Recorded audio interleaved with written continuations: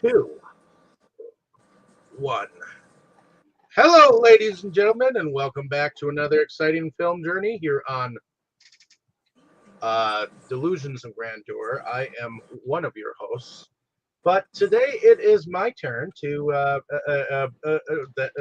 when that I brought another film to the table, and since we already discussed the NeverEnding Story 1, I figured we'd go on to talk about the next film in the franchise of the Never-Ending Story, which is supposedly loosely based on the second half of the novel itself, which was originally written by Michael Ent um, from, I believe, 1983. If I or no, it was an earlier novel than that. But this film is directed by George Miller, and it's called The Never-Ending Story II, The Next Chapter. Now, there are some returning characters from the first film, and there are some different characters portraying some of the characters involved. Specifically, the father is being played by a different person. Bastion is being played by someone different, and also Atreyu is being played by someone different.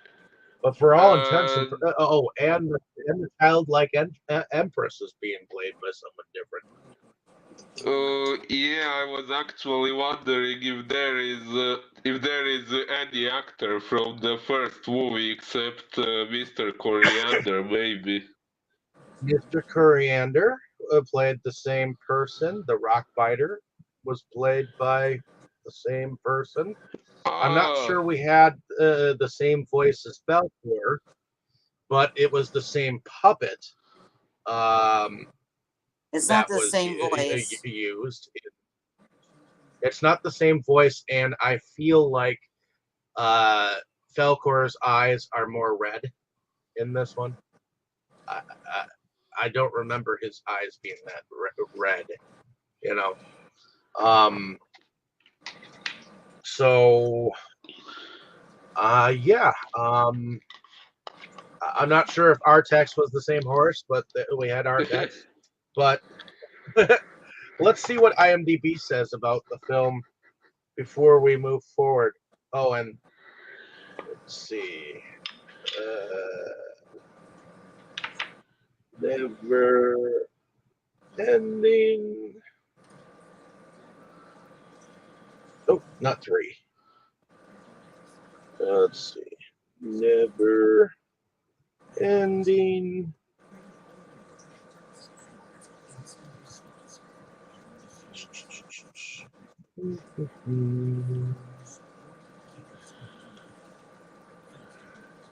Here we go. So the film was filmed in 1990, and IMDb says a young boy with a distant father enters a world of make-believe and magic through a portal within an antique book. That's very vague. oh yeah. But let's see. So Jonathan Brandis, young Jonathan Brandis, who I know him to have ended up in Sequest, and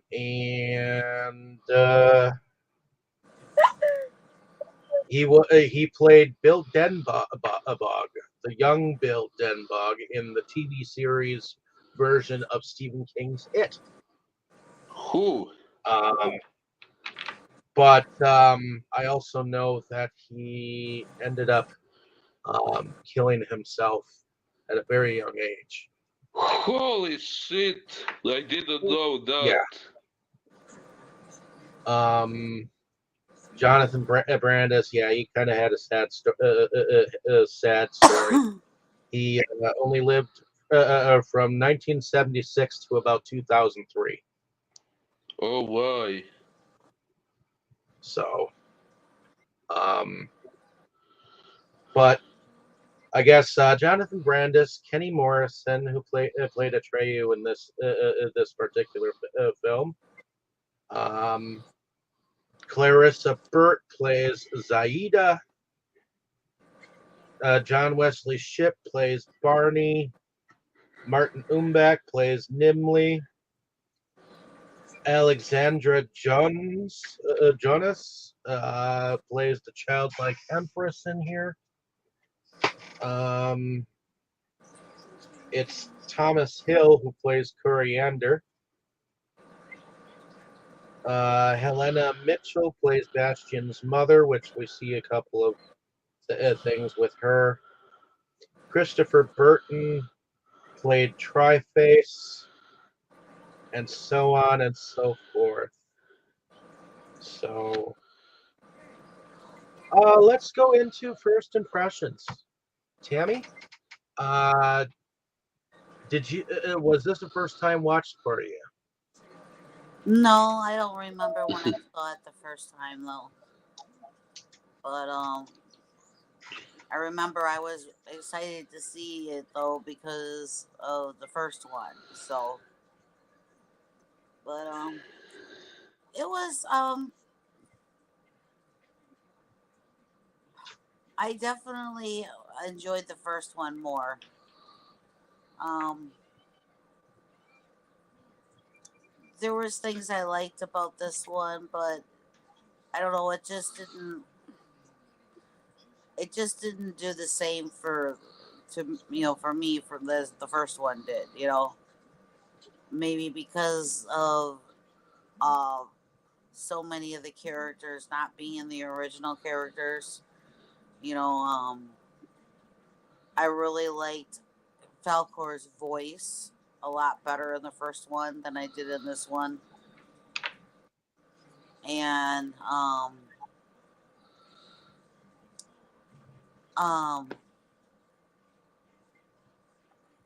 the actor playing Trail was all right in this one, but I liked the actor for Bastion a lot better in the first one. So it was, I felt kind of let down because so many of the original people were not in the second one, and I think it, for me, it kind of took away from it in a way. Um, but I mean, there was good. I did like the extra added characters and everything that that they added to it and everything. It, you know, it still was enjoyable. It just wasn't quite as to me as entertaining, I guess you might want to say, as the first one. But it was not that I want to bring it up, but from what I remember, it's a whole lot better than the third one. Uh, Yeah. Uh, so the third one they but didn't even try.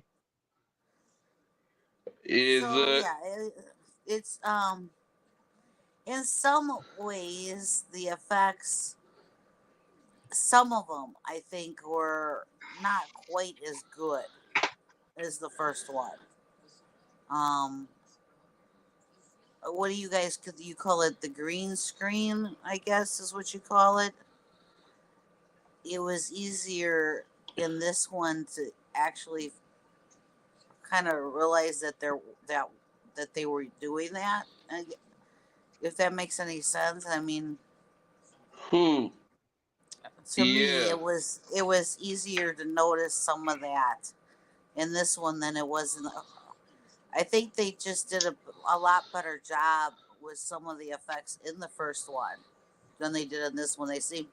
Some of them seemed a little hokey, I guess is what you want to say. Um, Low budgeted. yeah, like especially the ones with like the waterfall in the background and Bastion, that one in particular, just seemed really, But yeah, it's not that it wasn't enjoyable. It was enjoyable. It was still was a fun watch. It just just didn't quite do it the same for me. So Okay.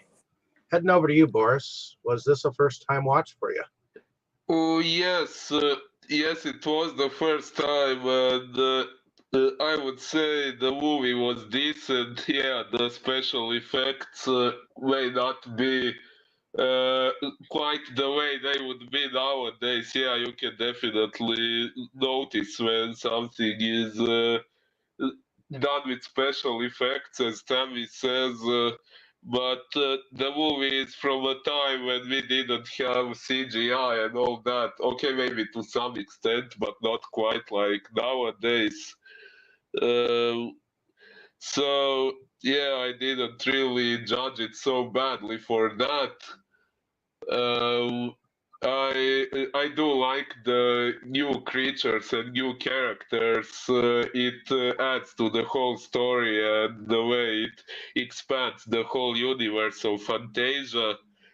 I was yeah, it's definitely very noticeable how mostly everyone is played by new actors, especially Atreus. Is they picked an actor with much darker skin. Well, not maybe too much, but noticeably darker than the previous one.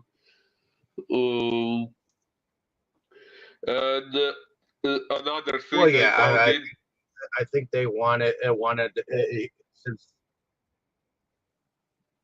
Go ahead. Yes. What? Go ahead, Boris. Go ahead. Oh, and another thing I found interesting is that this movie actually has a specific villain, unlike the previous one, where the main to say so villain was this force called the Nothing, which was actually not a person, but just something that happened as a result of circumstances, not something that was brought into existence intentionally by some superior villain or anything like that. While here we have this Zaid, what is she, an evil queen or something like that, who is a very specific villain. Intent on screwing things up, so that's one major difference from the previous movie. She Uh, appears to be some kind of a sorceress, and she's not the only villain. She's got her awkward uh, monsters that show up in Fantasia, oh yeah, definitely. and she's got a few minions like Gimli Uh, and She, Tri-Face. yes. Tri-Face, who appears to be the um, mastermind behind this memory catching machine.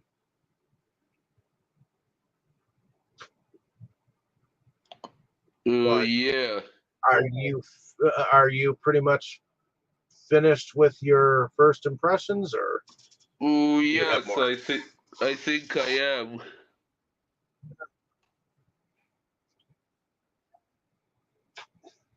Okay. I'm not sure exactly when I actually first saw this movie, but I know that my mom taped it right after the NeverEnding Story II on a VHS tape.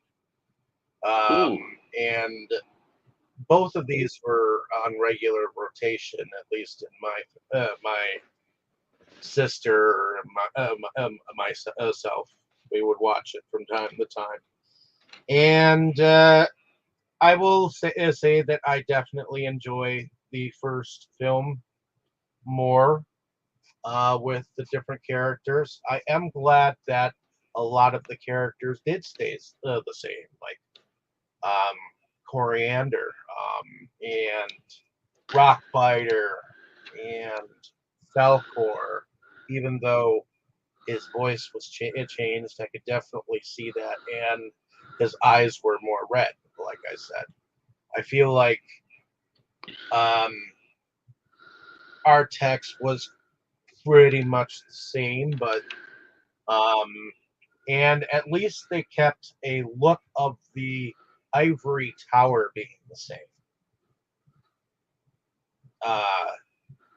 What you saw of the ivory tower and all that jazz. So, other than that, I did. I mean, I did think that the creatures were a little bit clunky. Um, as far as Aida's, henchmen. Um, I thought Zaida herself was an interesting character. I do wish that they would have been able to work with some of the same actors to do this, but it is what is.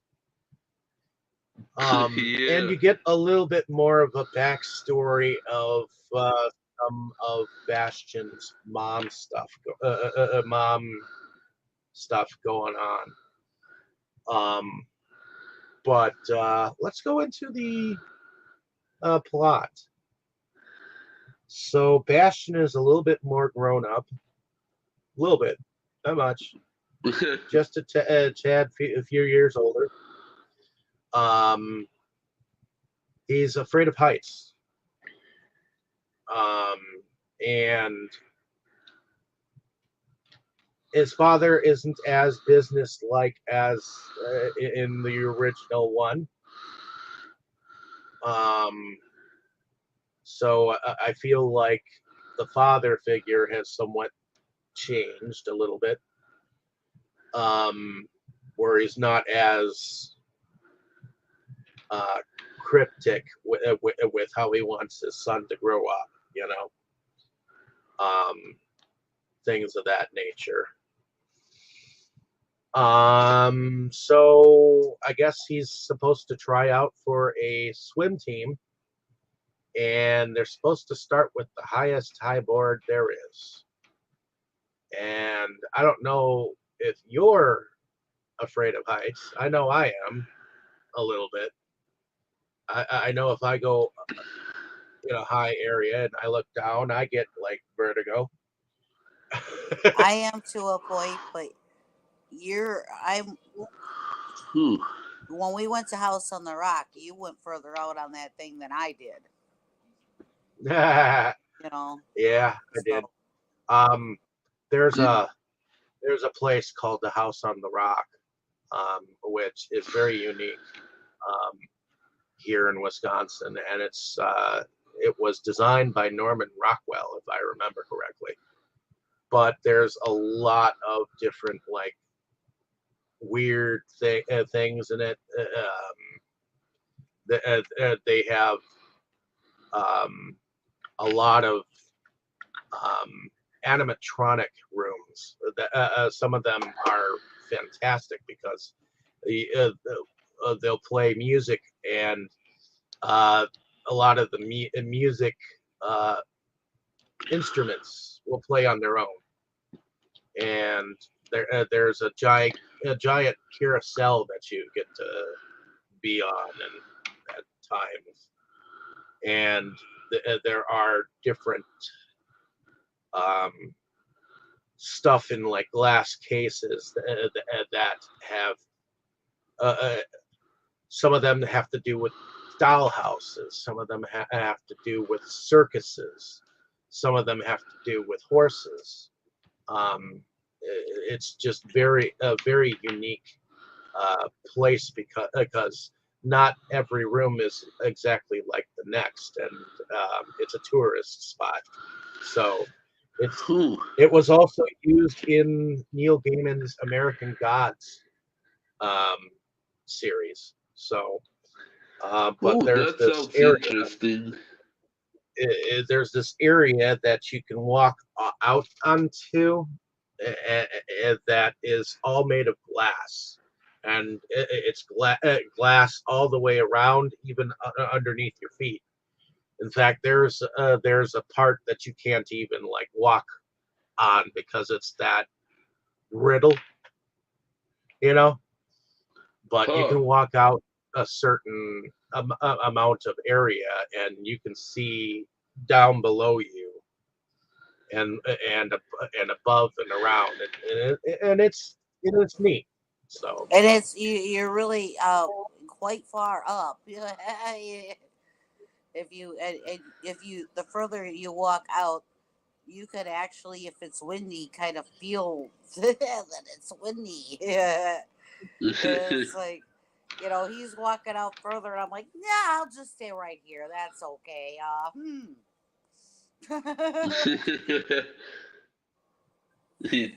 but So in any case, um, we'll get back to the story here. What did y'all think about Bastion and his um, fear of heights and what he has to deal with in the real world? I kind of Um, felt for him because actually, the first time I went off of a high dive, I remember the first time I went off of a high dive. It was, you're gonna laugh. I went out on the thing, and I'm looking, and I started bouncing, and I didn't actually mean to go off of it. Mm. I wasn't quite ready to go, but I bounced a little bit too hard and too far out. It's like, well, I guess I'm going now. Uh, So uh, well, I I was actually felt. Oh, sorry. so yeah, I knew how he felt, because I did want to go and I did want to check it out. I just wasn't quite ready at that exact moment, but well, it kind of happened. Uh, So I. Oh. I actually felt very much sorry for him, not only because of the fear itself, but also because he was in this toxic environment where he couldn't just say honestly that he was afraid of heights. Like he couldn't even say to his father without being afraid of being criticized or ridiculed or something. So he had to wake up cramps or and his things like classmates for that. that matter, Sorry, or what? his classmates for that, or his classmates for that matter. Yeah. Well, those are kids. You cannot really expect better from them. Uh, but yeah, I mean, he apparently couldn't be honest about it even with his father, which I think is kind of fucked up. Well, Mm, I know that when he said something about changing the rags that he was wearing, and he retorted, "Don't you even remember? Mom gave me this, you know." Um, and it was an old sweater that was kind of in rags, but uh, he loved wearing it because it reminded him of his mother, you know. So, yeah. but yeah, so his relationship with his father is kind of estranged. And uh, Tammy said that he reminded her of me in the very beginning because of spilling everything. Oh, that was a good. Okay, can you guess what I said during that You scene? know, Oh yeah, Spunow! Multiple times.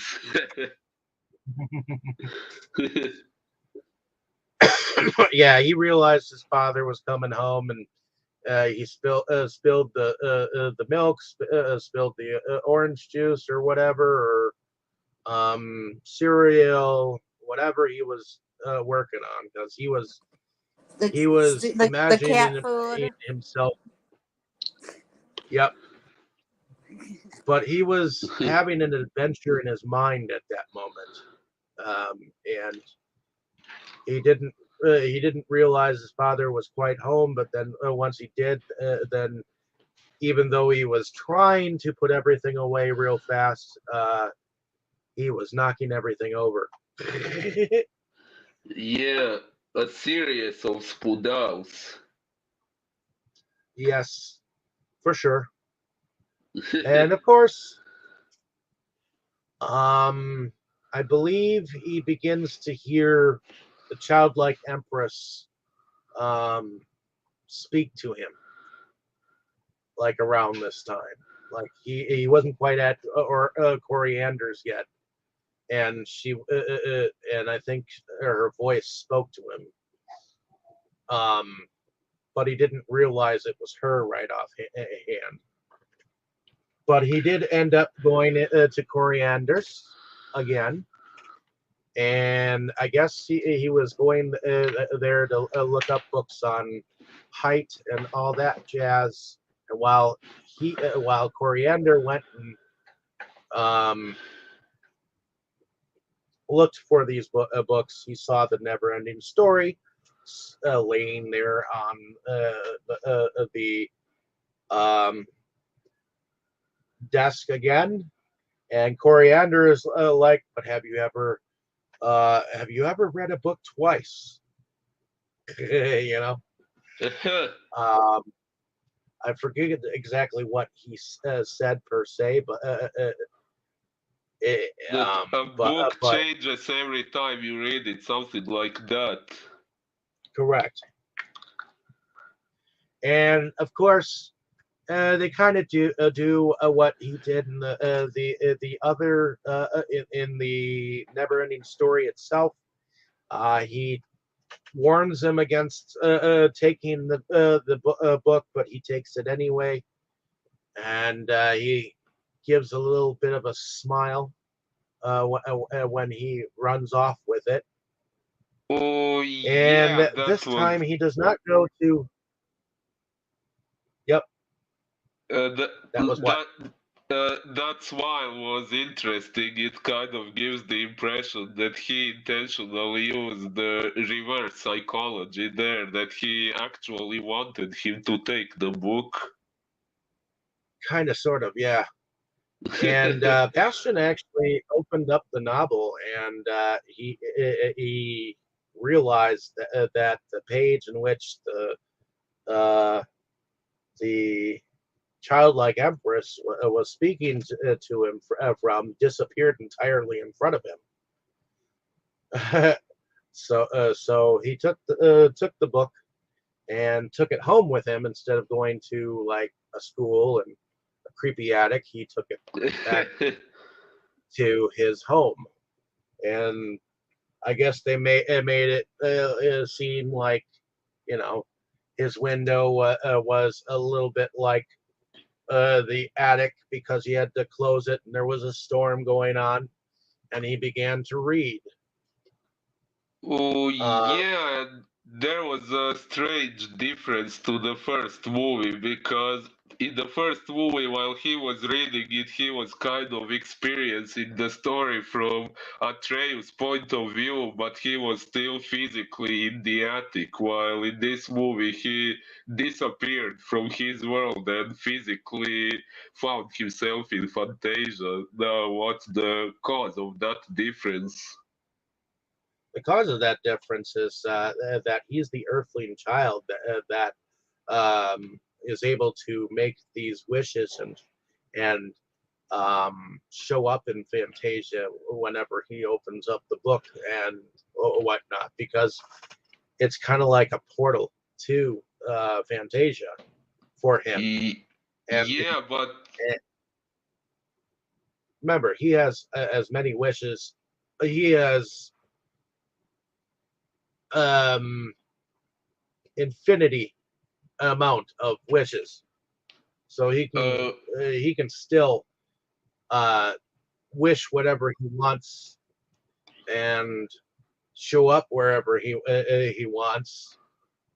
But I think it only happens when he actually opens up the novel and continues to read the ye- never-ending story. Yeah, but in that case, how come it didn't happen the same way in the first movie? How come he didn't appear physically in Fantasia in the first because movie? there was already a problem happening in Fantasia, and he had to come to that realization that he was the one who could save them in the end. So Oh, because he didn't know that he was, and didn't realize that he was the one that could fix the situation, he was very much an outsider looking in. Uh, even yeah. even though even though there were times when he would shout certain things, Atreyu would actually hear him in the first movie. You know. And this one, he's being called back to help. So because Yep. he's already aware of Fantasia and everything, and and so that's why it's different because he's actually being called back to help. You know. Mm, Yep. yeah, And that's technically, in a sense, because he opened up the novel and started to read again, that means that the words of him being part of the story again are almost like they're re uh, um, almost as if the story is being written again because it's another adventure, and technically it's a never-ending story. So uh, it's an entirely different adventure. That is why when his father eventually figures out, oh my God, Bastion's part of the story later on, um,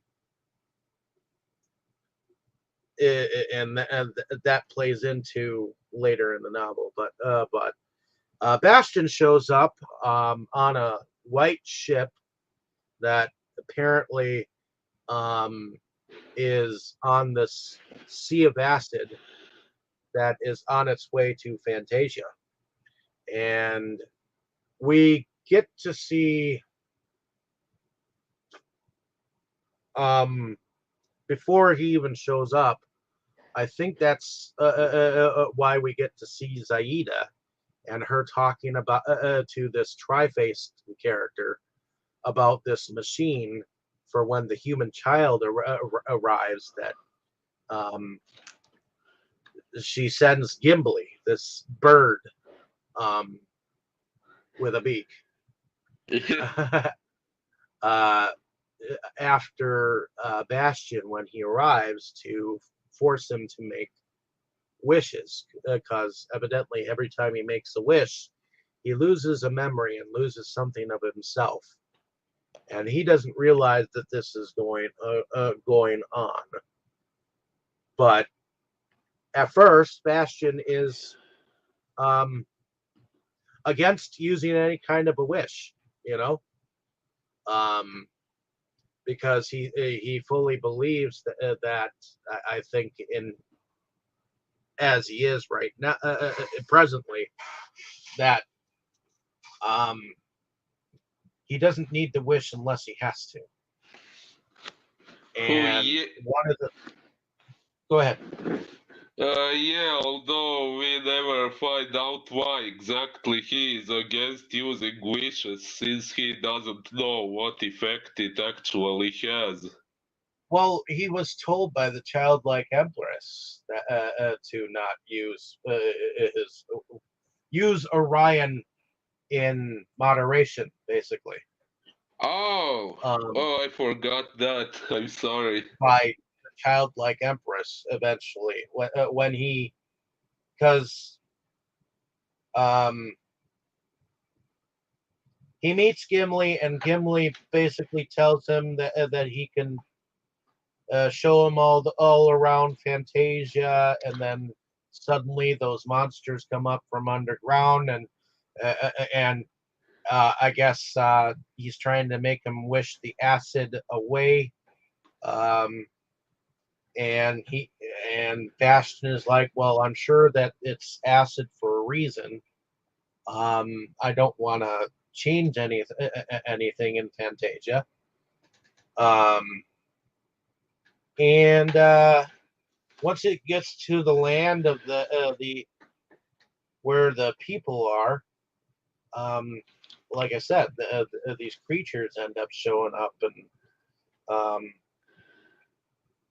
again, Gimli is trying to make him wish these things away or whatnot.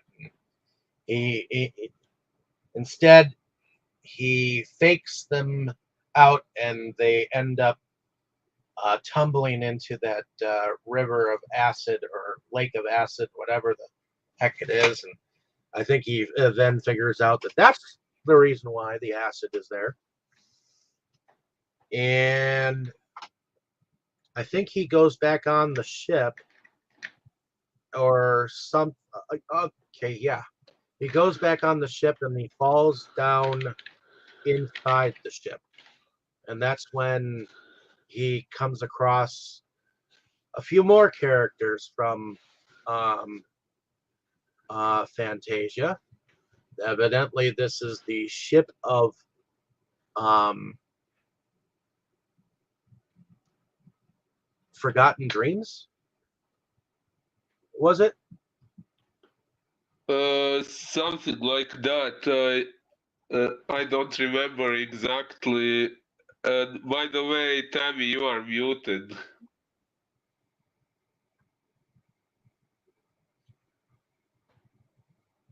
I know. Uh, I don't leave my mic open. I never do. oh, You tell me this. You do this to me every Sunday. I don't leave my mic open oh, oh, because sorry. because because on our Monday thing they're very strict about that on Monday because they don't want to hear background noises and stuff. We don't open our mic unless we're actually saying something. So Ah, I've always been in that habit. thanks for Yep. letting me know. Uh, Yep. yeah. So, what do you, Tammy, think about this ship of forgotten dreams or whatever? I mean, there's a mermaid that looks like she's strumming a harp, and there's another character. She seems like she's kind of like a siren, and she um, when she either sings or screams, um, uh, uh, uh, it seems to come towards Bastion and whatnot. I think there's another character that's like a mugwort or something like that, All I know and is they're all very unique and different, and and it's. But if you wouldn't have ended up there, you wouldn't have gotten the message that he got. So because the one was able to show him a message from the emperor, like princess, So if he wouldn't have ended up down there, he wouldn't have been able to get that message. So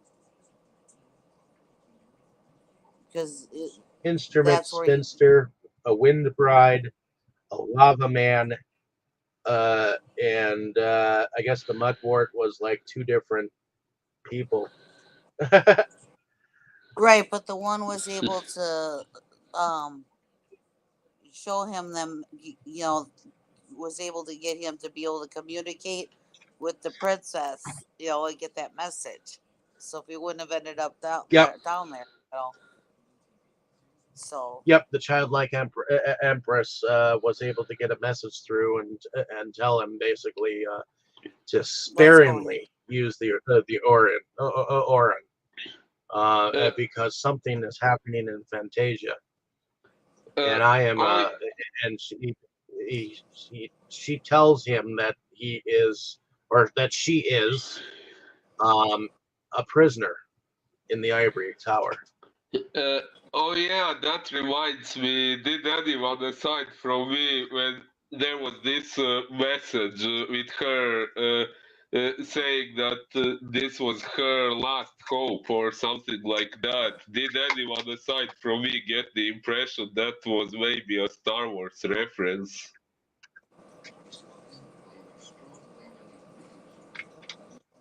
Eh, on? maybe.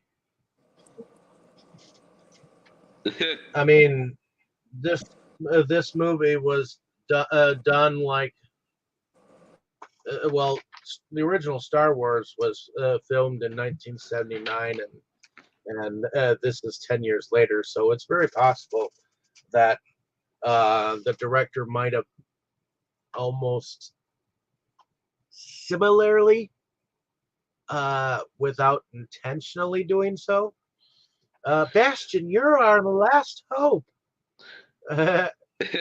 um, Yeah. type of thing.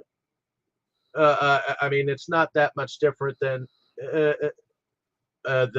Princess Leia saying, uh, "Help Help me us, over. help me, Obi-Wan Kenobi. You're our only hope." Yeah, something like that. So, but he gets the message, and I do believe that he does get out of this. I'm trying to think what happens next. Oh, yeah, same here. Let's see. NeverEnding Story II. Hmm. Okay, so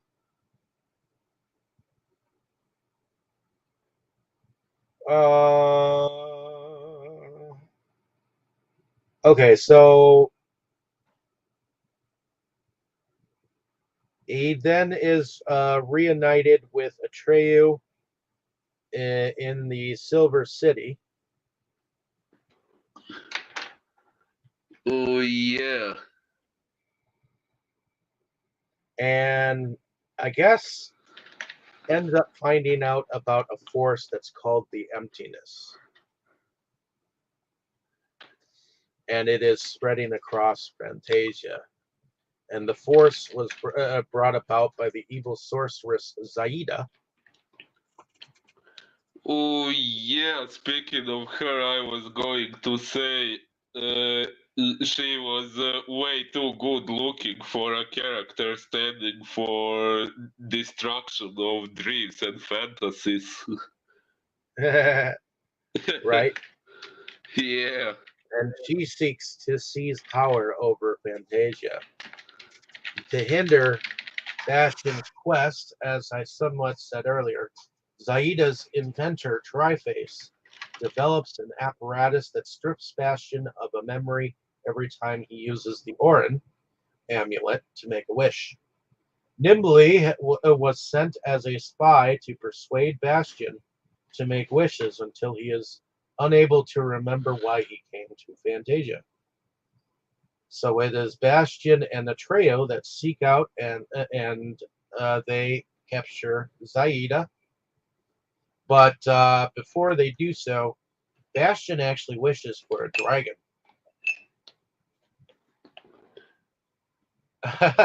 This Uh, dragon looks so stupid.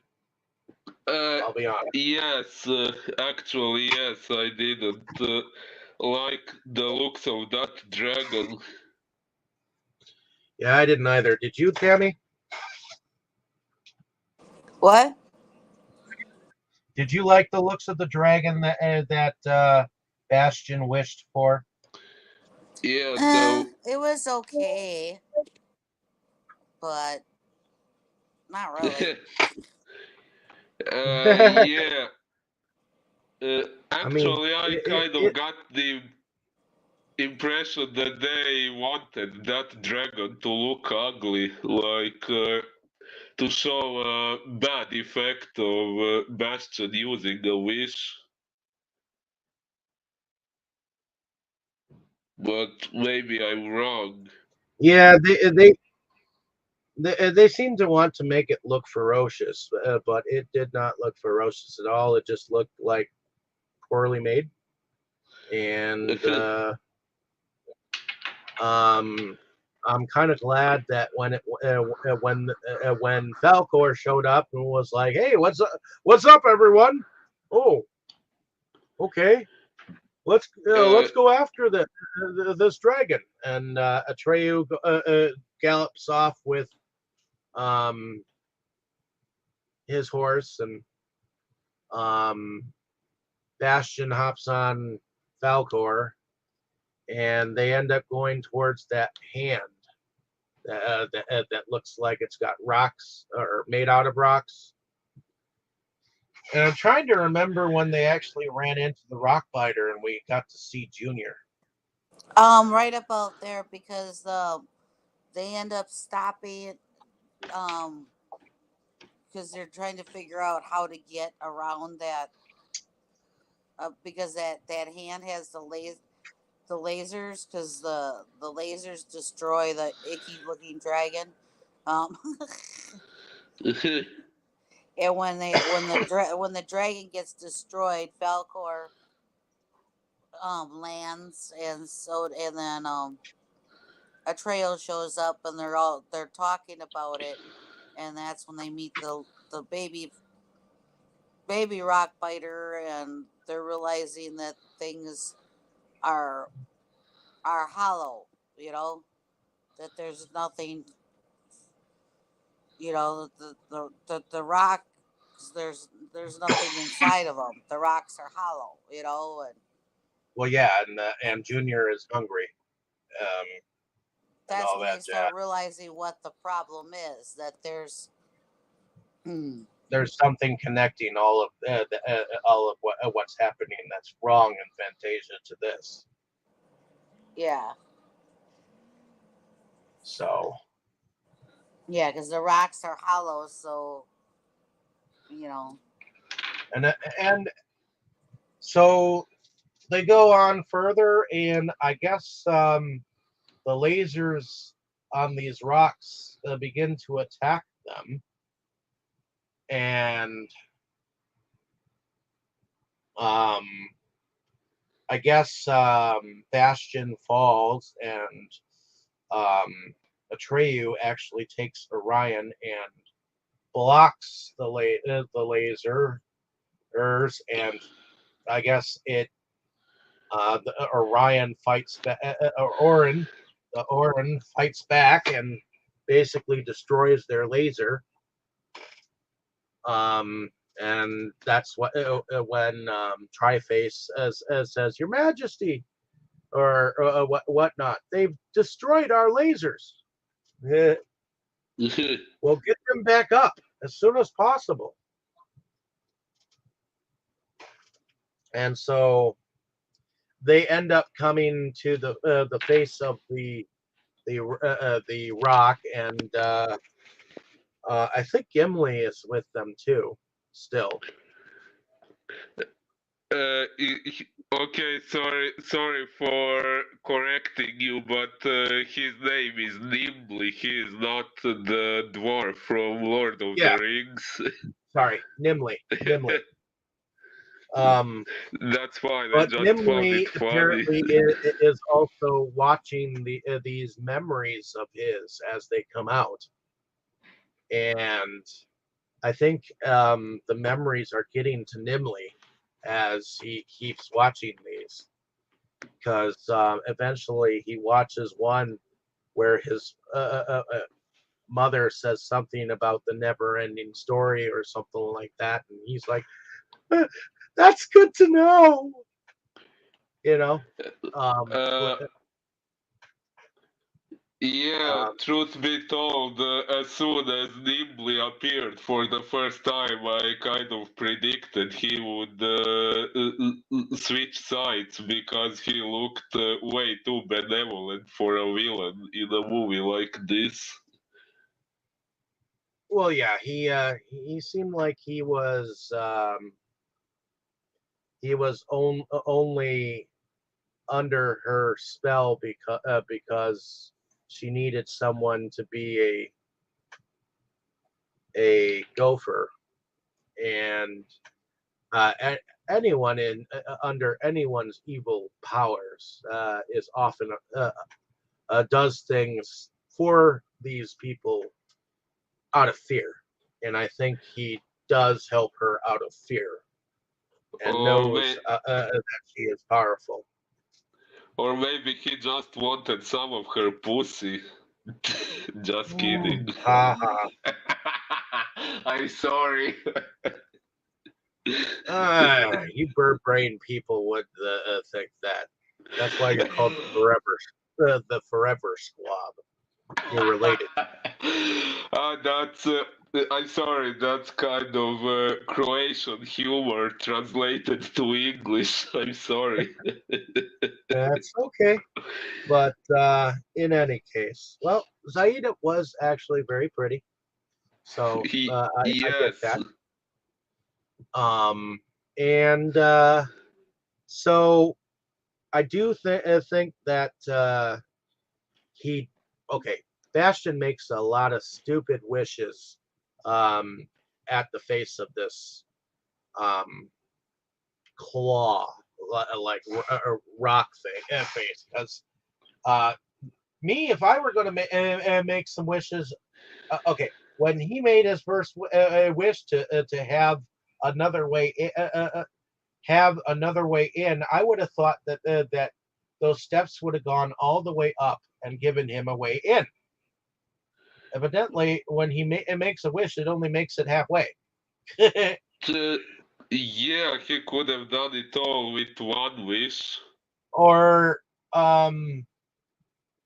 because I thought when he said, "Okay, I wish there was just another way in," and it only went halfway, I was like, "Well, what the fuck?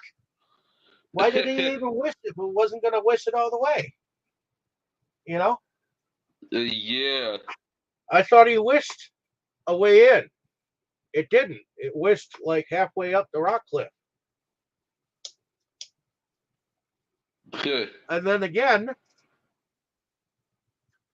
if I'd gotten that halfway, I would have wished, okay, I wish that it could go the rest of the way in, instead of doing all these other wishes, like and another and another and another, because he kept using up wishes, you know, Uh, doing stuff. yeah. Uh, okay, I have to admit one thing. I was left wondering, although of course I know it would have destroyed the whole plot if it worked that way. But he could have just. I mean, what stopped him from just wishing for all the bad guys to disappear, for the childlike empress to be free, and for the emptiness to disappear? All in one wish, right? Or in three wishes, but he would have resolved the whole problem he would have resolved his whole situation with that. Yeah, that was another plot point. But we had to have a lengthy adventure of some kind, so they had to make it seem like he was a bit of a along the way. And when they finally did get inside Atreyu, well, he got himself hanging on a chain, and um, uh, he swung him over to the side, and one of those monsters uh, cut the chain, and they ended up making that thing fall apart, and actually got a couple of those monsters to be thrown down that fiery pit or whatnot. And I guess he used another wish to open up a door, and there was the throne in which the sorceress was sitting upon, and it circled around to her, and um, they basically took her hostage. Well, before that, they destroy one of the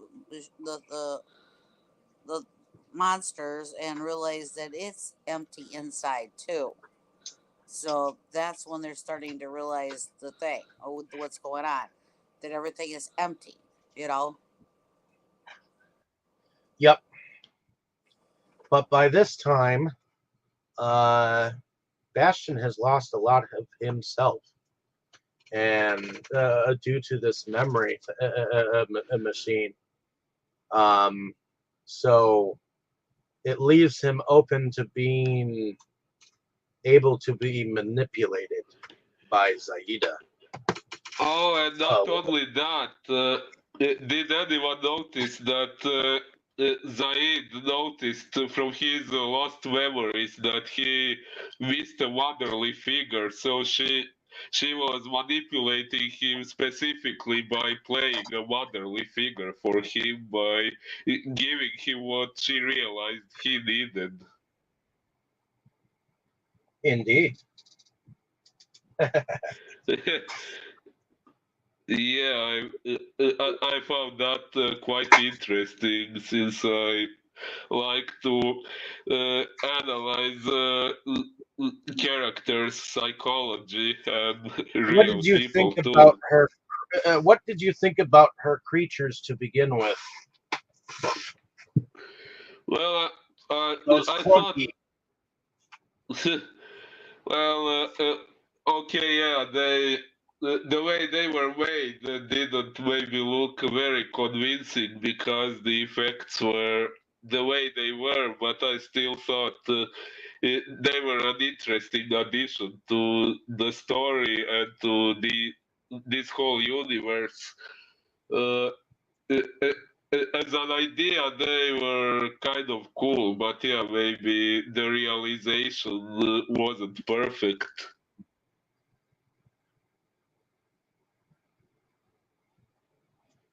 Okay. What did you think about those creatures, Tammy?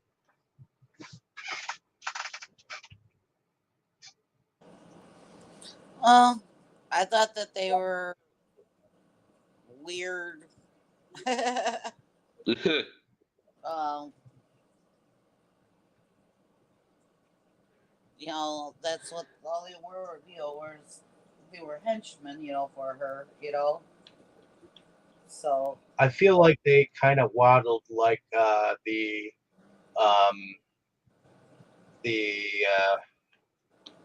uh, if you've ever seen Return to Oz, the not the Tin Man of Oz, but the Clockwork Man of Oz. The whenever he waddled and you heard him his clunky metal walking, um, uh, he was kind of how they waddled and the way the aren't there metal similar clunked on the ground.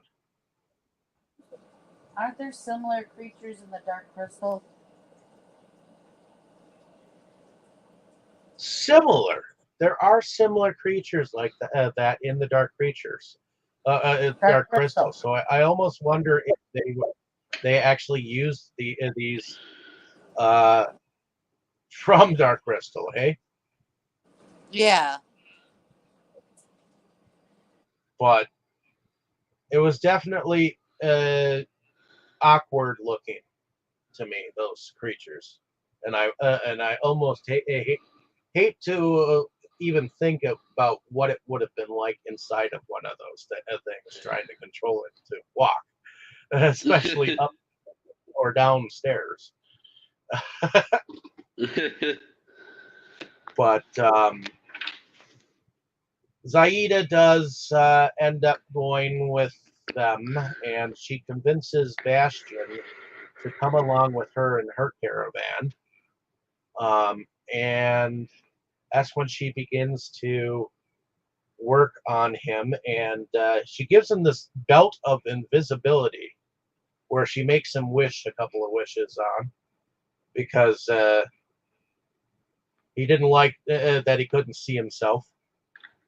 But I guess being invisible helped him hear half of a conversation that Atreyu was having, where he was saying that he would just take Orin from Bastion, and since he only heard half the conversation, Um, Zaida was telling him that Atreyu was jealous all this time.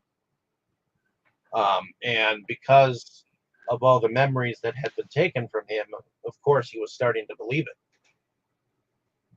Of course, Atreyu is only trying to look out for the best interests, and he realizes that they are actually going around in circles. And I guess Atreyu actually figures out that there is this machine that is taking all of his memories, and it's in the ceiling of Zaida's uh, vehicle of transport. Um, so, what do y'all think about all this at the moment? Do you think Atreyu was jealous? No, I think it was a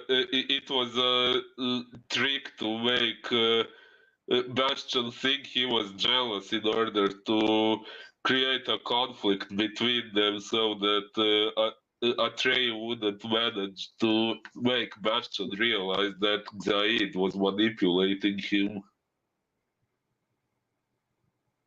Okay. And Tammy, what did you think about Zaida as a character?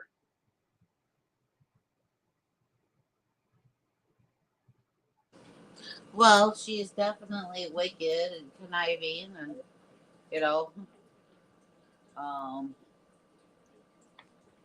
and you know, she wants her way, and she wants to rule over everything and wants to rule everything her way. So she's gonna do whatever she can to make that happen. Is what it is. Uh, So she actually reminds me quite a bit of these stereotypical Disney evil queens and evil stepmothers and things like that. And also, if you are familiar with Sailor Moon, she reminds me of Queen Beryl quite a bit, except for being way better looking. Well, and meanwhile, back on Earth, Bastion's father has noticed his disappearance and noticed Ah, that he is true. missing. So he finds the NeverEnding Story book and apparently reads that Coriander's uh, address is on the book. So he tries to go and return it to Coriander, and he mentions that he saw the address on the inside of the book, and Coriander is like, okay, where? And opens up the book, and it's got like a lot of pages that are blank, and he's like, that's not my book. And he is very cryptic and basically said, well, maybe you'll find what you're looking for inside the book. and the father says also, yo, I'm an engineer. I'm used to paying attention. I'm used to detail.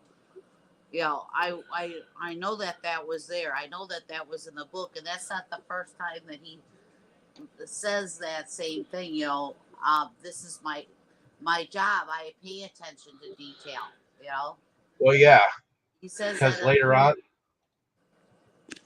He says that later on again. that yep, and later on that day he goes back to the same bookstore and all the books are gone. And he's talking to a police officer. Hey, I know that there were books here lined to the gills. I'm not one that would go and lie or anything like that. So eventually he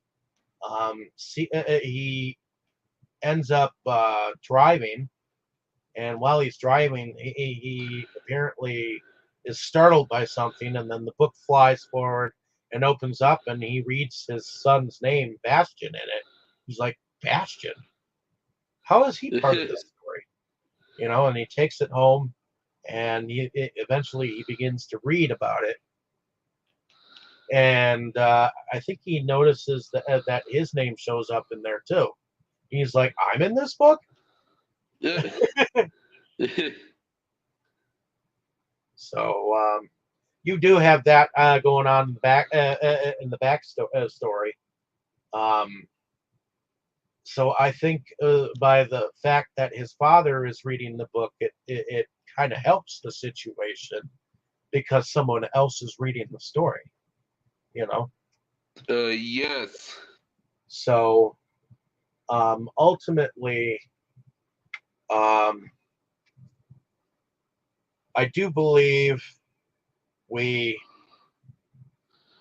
Atreyu ends up fighting with and he finds out what Zaida is planning, Atreyu, and he tries to persuade Bastion, uh,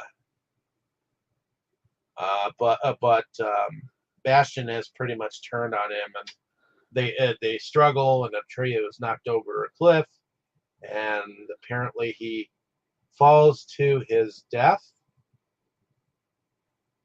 And you see Falcor flying off with him, and he's like, I'm sorry, Atreyu. I'm sorry, Falcor. Come back.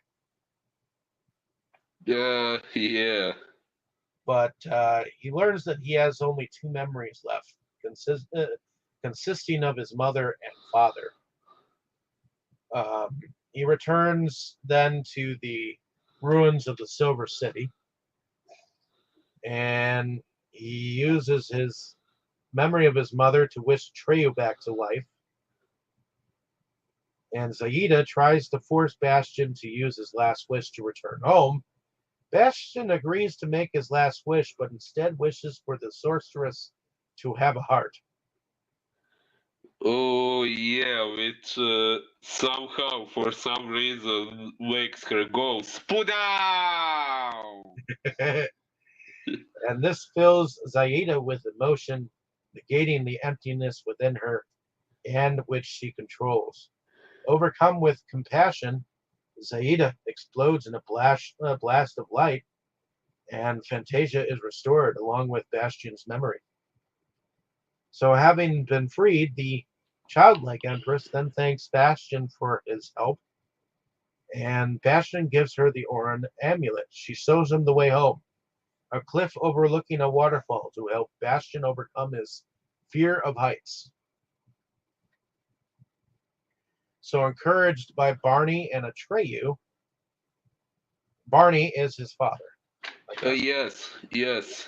Because he is reading along with this, and he encourages him. Bastion then jumps off and returns home safely and reuniting with his father, while the Orin amulet magically glows back onto the book cover.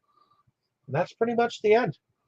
You see him show up outside the home in the rain, and he jumps onto his father. And see, that's where the waterfall thing looks hokey in the background. You know.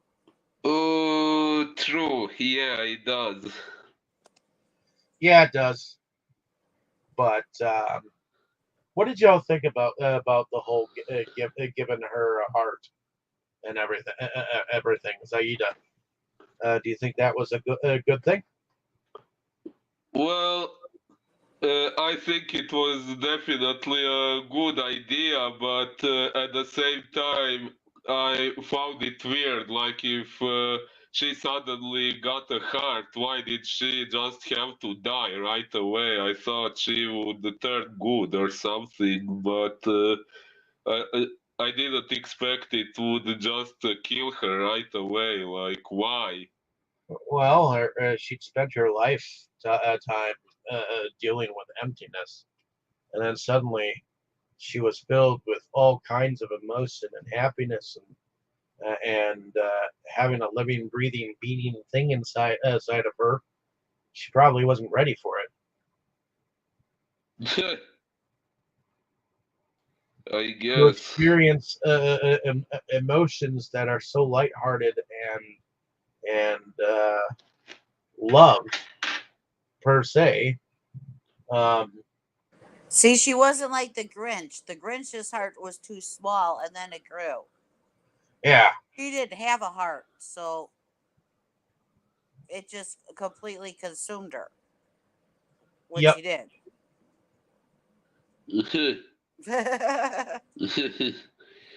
Oh well, at least it was Spudow! right. Yeah. Oh, at the end of everything, what did y'all think about the production overall? Tammy? Except for some of the scenes, like I mentioned, like especially with the waterfall scenes and stuff. Some of them were a little hokey and everything, but it wasn't too bad, I guess. The introduction of some of the different creatures, the bird and the monsters and and stuff were different. It was nice to see some different creatures. You know, it was it. In that sense, it was good. It just, like I said, I think what got me is there was so many so many characters that were not from the original, and I think it kind of took away from it. Falcor's voice was not the same. And Bastion was somebody different. Atreyo was somebody different. I think it would have been better if you would have had more of the same characters from the first one. But otherwise, it was pretty good. A lot of times, part twos don't live up to part ones, and that's not unusual. Nope. Sequels So, often are more low budgeted and less money because they spent all the money they could on the first one. This one, I feel like they like halfway tried, and the third one they just didn't try at all. But Mm, heading over to you, Boris, what did you think about the production overall? well, as we have said already, yeah, you could definitely see where they used the special effects. They were not very convincing, but since the movie was made at the time when it was, I wasn't really judging it that hard for that. Uh, so yeah, I didn't really have that many issues with the production. Now, okay, that dragon Smurg looked really ugly, but I thought maybe that was the idea. Although one thing I was thinking in that scene was Falcor should have been offended that Bastion wished for a dragon when he existed. Right? Yeah. but he Uh, wanted somebody he wanted a dragon that was scary. You know, Falcor is not considered scary. okay, yeah. Although those three kids at the end of the movie definitely thought he was scary enough. Well, yeah, but he he was wishing for a different kind of a scary for this one, which that definitely Unfortunately, was not Velcor. unfortunately, he also didn't give it that much of a personality either. So it ended up being just mean old dragon. Yeah. It appeared and flew away, and then it kind of lost its relevance to the plot. And Yeah, uh, it I kind of kind did. So it was like, why did they even try to make a dragon when it was just going to be destroyed? You know. Yeah, I also kind of felt similar about that invisibility belt. It was there for a very short time, and then it was just no longer being mentioned, like it didn't even exist. Kind of left me wondering what was even the point of making it a part of the story. So that he would have to make, because the first time he put it on, he got scared because he couldn't get it off. So then he had to make a wish. Ah, okay, Okay, yeah, and true. then she got him to put it on again, and that's when she convinced him to put it on again, and that's when he overheard part of that conversation, which prompted. That's how things kept going. So yeah, it was part of it because that's how she convinced him to make other wishes is because of that belt. Yep. Hmm. They were trying to make him make wishes so that he would forget exactly why he came to Fantasia to begin with, and that was the whole reason. And the thing is, um, Zaida was naive in thinking that this was going to help her reign or have reign because she was making Fantasia go away, but she's part of Fantasia. So at the end of everything, technically, what would she be reigning over? Absolutely nothing, you know. And who's to say that she would even be in existence herself, per se? You know what I'm saying? Yeah, that's actually kind of a common thing To with me, there these. is no Fantasia without someone actually being able to be shared the story. You know, Yeah, that's kind of a common trope with these cliche fantasy villains. yep, I have already mentioned the Sailor Moon franchise, which I was a huge fan of. Like most of the main villains in the in each season were somewhat like that. Like they wanted to just destroy everything, and then what? right. Yeah. So, me, I thought the production was okay. Yeah, I wish that they would have been able to use a lot of these same characters in the second one because they were able to return to a lot of them, like Rockbiter and um, Falcor and um, let's see and Coriander. So I give them credit for that, but and creating it, of course they had to create a few new characters as well.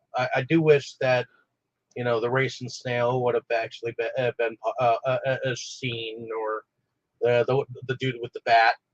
I wish they would have shown some of them characters as well, and whatnot. But different director, um, different set pieces. Um, the first film ended up being like a more like practical effects than anything else. There, Huh. I mean, I know that some of it was done with green screen, but at least in that one, you couldn't tell they were doing anything. Where in is this one, it's like you could tell something might have been behind the waterfall or this and that. Even Falcor flying in the first one was done Huh. better than this one. Yeah, I agree. So I feel like this film was a little bit rushed, a little I bit. know we didn't get to it yet, but um, I did not. I enjoyed the music a lot more in the first one. I did as well. Music wise, They should have at least updated the Lamal song, the Never-Ending Story, and made it it had someone actually uh, like a male singing with it. Even Uh, the background music in this one, the background, when things were happening, it just wasn't the same. I mean, who the first one, the when things were going on and then the background music and stuff, I thought was a lot better than the first one. well, the guy who composed the music for this particular movie, his name is Robert Falk. He was the composer behind Ace Ventura: When Nature Calls, There Be Dragons, Maximum Risk, um, Beethoven's Big Break, Van Wilder, The Rise of Taj, American Pie, Band Camp, Thanksgiving Okay. Family Reunion. He was the composer behind Boat Trip. Let's see. Composer behind Thumb Wars, The Phantom Cuticle. uh, Booty Call, Theodore Rex, Lawnmower Man 2,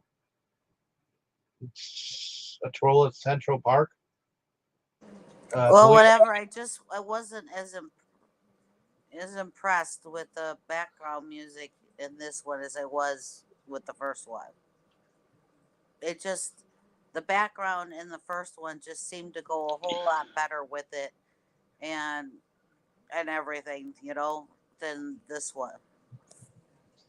I agree, but at least he was a composer for Rockadoodle, which was an okay movie, if I remember correctly. And I guess he was part of the last Police Academy and Police Academy 5 and 4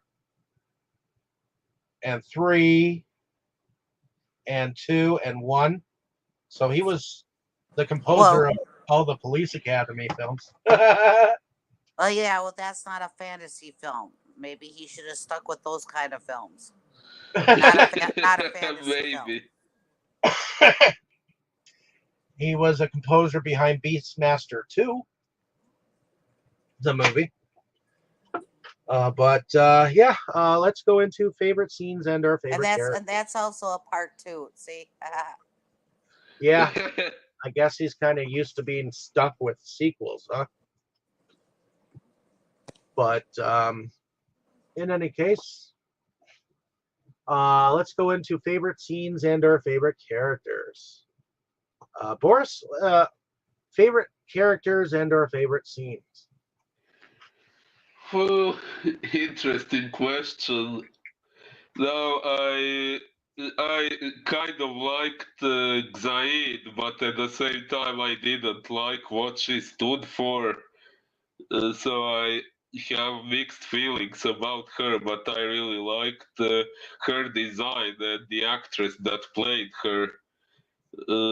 But, huh, huh, well,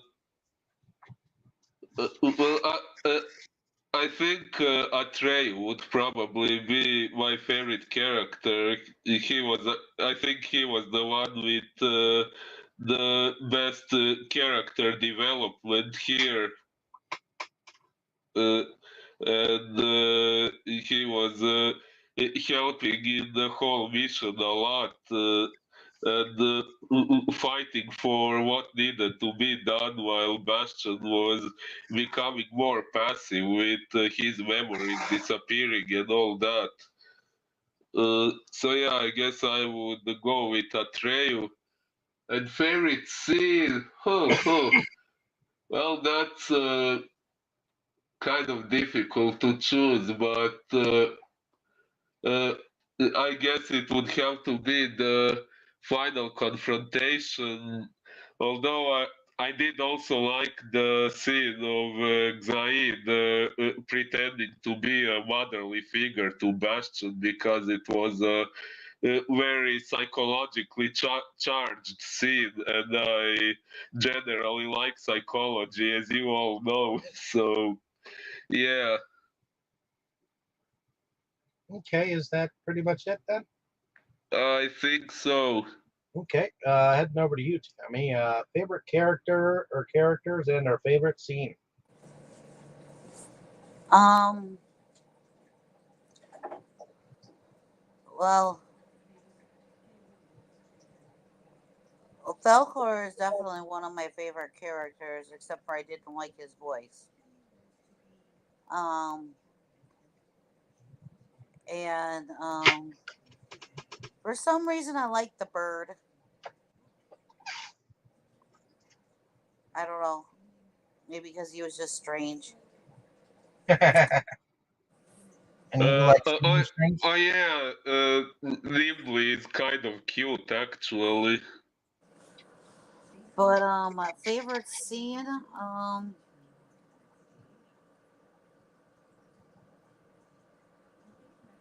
I guess the one scene I liked was when they used the Orin to destroy the lasers. I thought that was a kind of neat effect. Okay.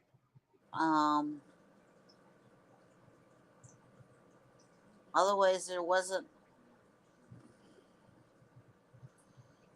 and then at the end, when she spit out, that was kind of neat. But Spud out! otherwise, there wasn't that many that like stuck out, like not like the first one.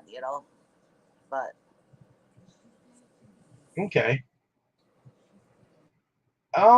As far as favorite characters, I think my favorite character in here was Nimue. Because he wasn't exactly evil per se. I mean, he was.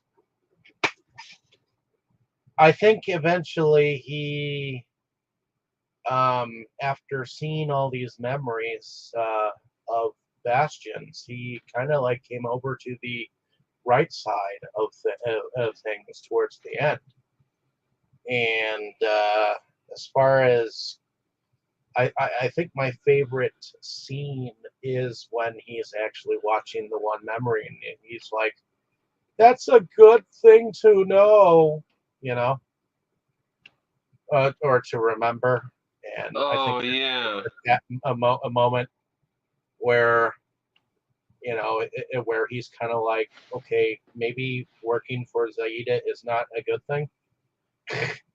Uh, but Yeah, maybe. Just maybe. favorite scene is probably when he tells her to have a heart. And I guess I sort of kind of like the parts where his father is like, all like, well, I'm an engineer. I know I saw this type of thing, and he said these things several times. So, Oh, now this reminds me of one question we forgot to mention. which Uh, is, there was this one scene when the father wanted to go back to Coriander's library, but it was no longer there. yeah, We never found out what exactly happened to Coriander and why the library was no longer there. well, the whole reason was because people were forgetting about Fantasia. So those who weren't being shared the story, well, Coriander is kind of part of the story. So But he was just in like the the real empty world. pages of the books, I feel like Coriander was a memory of Bastion. So when he was losing his memories, so did his memory of Coriander, which means in the real world, would Whew. Coriander would be no longer. But in that case, okay, no, I was going to say in that case maybe his father would have disappeared too, but no, since his last wish resulted also in his memories coming back, so. Well, and if you remember correctly, one of his two last memories, where one was of his mother, and Yes. the other was of his father.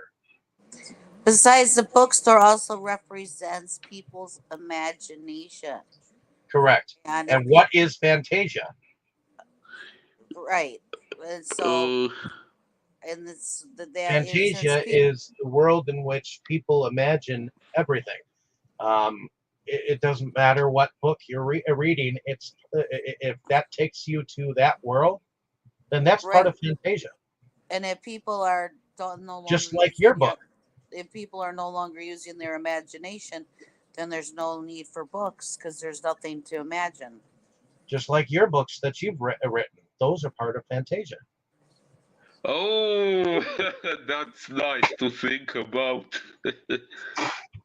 Every book that's out there is part of Fantasia.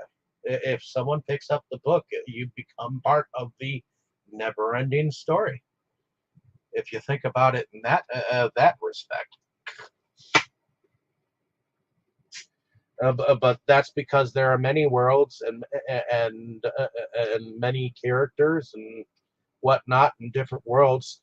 Just Right. because they're in their different names and whatnot does not mean that they are not part of Fantasia. Right. Unless it's a nonfiction book, every book out there is made from somebody's imagination. You know, all of Stephen King's books. That's all his imagination. Then you know, even though but it's his are horror books, but they're still his imagination. You know, And that's what Fantasia is. It's worlds of imagination. so Ooh. yeah, you gotta. That's Interesting. what you gotta look at it that way. Every single book out there, Moby Dick or even all that. That's all somebody's imagination. Every single one of them. So that's kind of what I think is kind of the moral behind one and two. The whole never ending story thing is it's people using their imagination to go to when they read these books to go to these different places and different lands and be these different characters and stuff. It's all this whole thing was to keep people's imagination alive. Correct. And I think some of the moralistic stuff behind the book and these movies is the fact that people aren't using their imagination as much anymore. So what do you think is happening to the world of Fantasia? You know, Oh yeah, I mean, if you don't use that brain of yours, what do you think will happen? You know, indeed. but on that note, Yeah, did anyone nowadays people are using their imagination to play video games. or television or texting people? You know, it's a digital age. So what kind of imagination goes behind that? And your information goes out to everyone and the big brother. You know, And if we and think big about brother all the means the factions that are behind your governments. yeah, I understood. And and if we think about all the AI stuff nowadays, How much of your information do you think is known to like all the different government officials that are in your country? You don't know, who indeed I don't. but in any case, I guess thank you, ladies and gentlemen, for listening to our discussion on the Never-Ending Story 2. I know I know the first film was not a box office blockbuster. Um, and neither was this by any imagination. I almost think like this was a made for TV movie, or at least a direct to video. Maybe it might Who? have actually had a theatrical run. I'm not sure, but it certainly does now have a cult status. Not as much as the first one, but I do think that this one is slightly up there for those who know about it. You know, so um, that being said, um, like, share, and subscribe. Let us know down in the comments what you thought of our discussion, what you thought of the movie, and Tammy, have you thought about what you want to? Actually, no. Boris. So you want to next week? You want to do Beneath